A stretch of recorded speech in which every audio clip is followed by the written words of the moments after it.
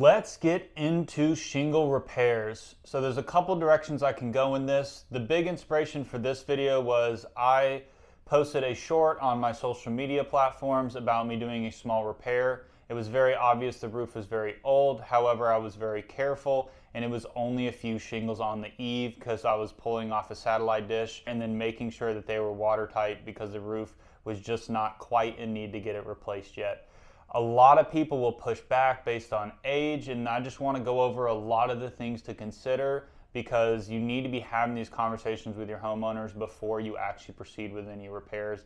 What all can be involved, because not every shingle can 100% be repaired.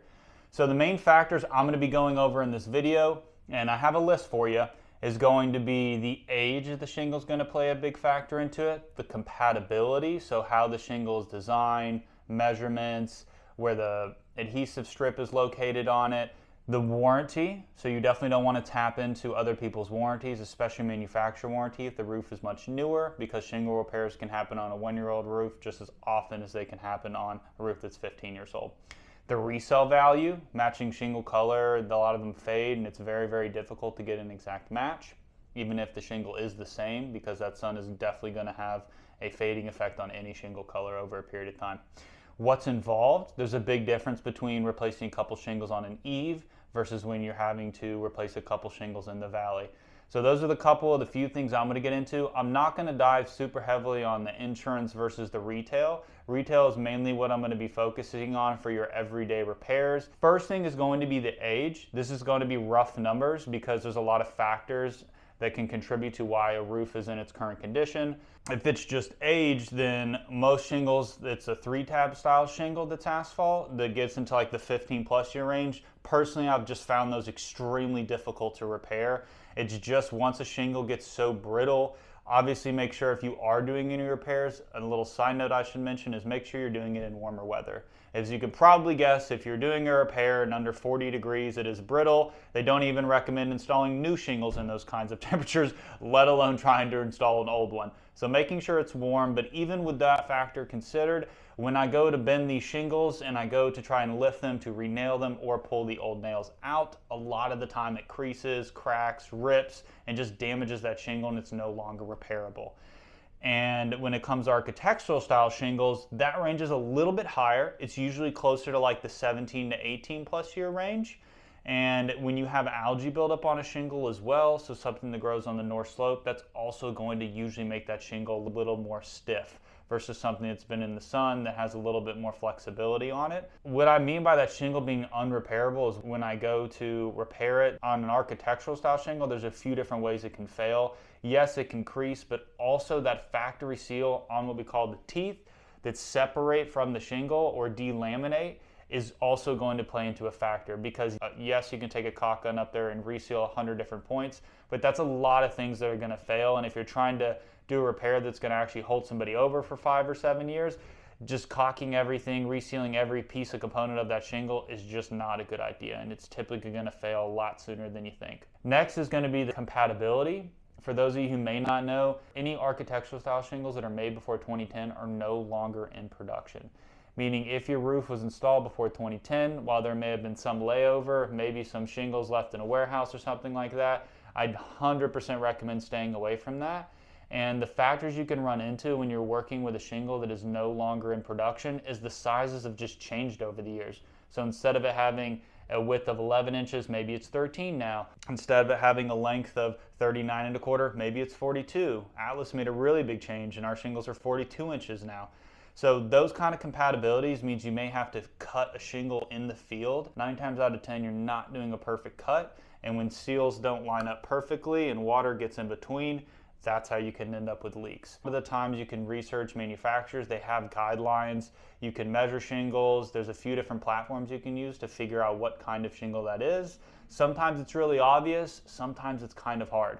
But when I mentioned the adhesive strip before, that's super, super important because if the adhesive strip doesn't line up in a similar position, your exposure's not going to be right. meaning each row of shingles, they're not going to line up properly and they're not going to be able to seal properly.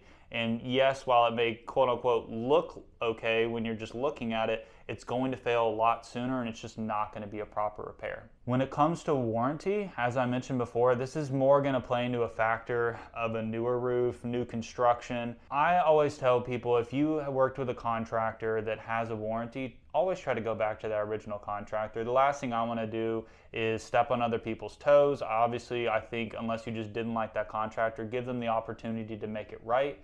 But also, they have a warranty. They should have given you a warranty, whether it's the manufacturer warranty or whether it's the workmanship warranty. If it was just installed properly, most reputable contractors are going to come back and fix that issue for free. When it comes to manufacturer warranty, if something was not installed properly, a lot of these roofing contractors carry certain certifications with their manufacturer, meaning you can't just hire anybody to come fix that roof. If it's a GAF roof and a master elite installed it, a master elite needs to fix it or it can void your warranty. If it's an Atlas roof, you want to get somebody that's certified through Atlas like we are.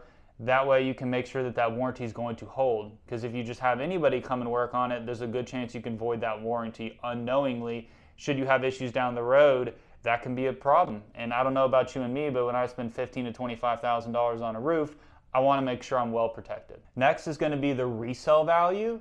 So depending on where that repair is located on your home, obviously if it's in the top, on the back, if it's a close shingle color match, it may not be that big of a deal. But if you're working with a roof that's 10 plus years old, it's been exposed to UV rays for a long period of time, and it's very faded, even if you have an exact match, if you have to do a 5-6 shingle repair in the front of the home, that's definitely going to affect the appearance of the home and it can greatly affect the resale value. So making sure you're using the right shingle is super, super important. But also just be mindful. Try to do the best repair you can as a contractor to make sure that even if it's not a perfect match, you're getting the right shingle, it's the closest match, and trying to make it not quite as visible when you have to do those repairs on an older roof. What's involved in doing certain kinds of repairs? Unknowingly, a lot of people don't understand the way a roof is constructed. This is really going to play a factor into when you have to do shingles on the very top of the ridge and you have ridge vent. I'll throw a picture up so you know exactly what I'm talking about. But if the shingles on the top are damaged, or let's say it's a windcrete shingle, there's a lot involved in getting that replaced. You're not supposed to just replace one single tab. And what can happen is people are getting different quotes and they don't understand why this one quote is $150 and this one quote's for $3,000. Well, the quote for $3,000 because they're doing it the proper way, where they know they have to remove the hip and ridge, they have to remove that ridge vent to be able to properly get to that shingle and do the correct repair. So depending on where that shingle is, you may not be able to always do a quick repair. Another big one is going to be in your valleys, where a lot of leaks do happen. So the valleys, the way that they're built makes a big difference. Some are weaved in, meaning each shingle overlaps the shingle from each slope as it comes into the valley. Some are called California cut, which is one of the most common, especially in Georgia, where the shingles from one slope go underneath the other shingles. So as you can imagine, if a couple of these shingles are damaged in the valley, you can't just rip up a couple because the way the shingles are bent and they're laced in there. Proper way to repair a valley is you actually have to re-shingle that entire valley, especially considering why that valley is leaking. If that valley is leaking because it doesn't have a valley liner, let's say, you can't just put valley liner on part of the roof. Sure, you can, but it's 100% going to lead to issues down the road when that was the original issue you had down there. Now you're going to have it up here, but because you try to do a half-assed repair and not fix the whole valley, it's just not done properly. It's not a proper repair, and it's not going to give you the extra life expectancy that you want out of it. So when it comes to a lot of valley repairs, the quote's more than likely going to be higher, because if you're going to go into a valley, you have to replace that whole valley 9 times out of 10. There's very few instances where you can do a proper repair on a valley and just replace the shingles that are laying over top. If anything's laced underneath one slope under the other, you're going to have to replace that whole valley, add a valley liner all the way up to guarantee that that thing is not going to leak again. Hips are going to be a pretty easy repair in my opinion. These are shingles that just overlap both the slopes. So depending on why this happened, if the wind blew a couple shingles off, or maybe the roof is just getting old and it needs to get repaired. I find a lot of the times that the roof isn't ventilated properly, the top hip and ridge shingles can blister out and they just need to get repaired sooner than the rest of the roof.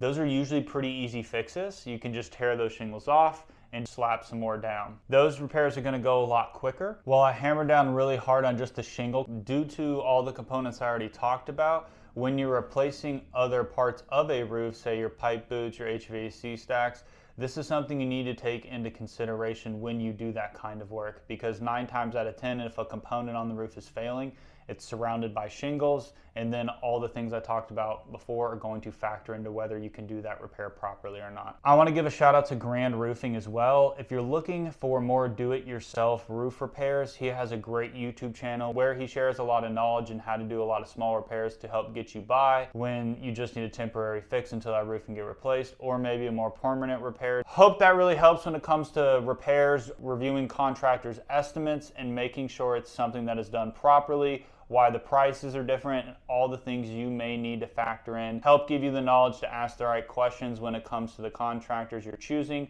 for the right repair. Thanks for watching, guys.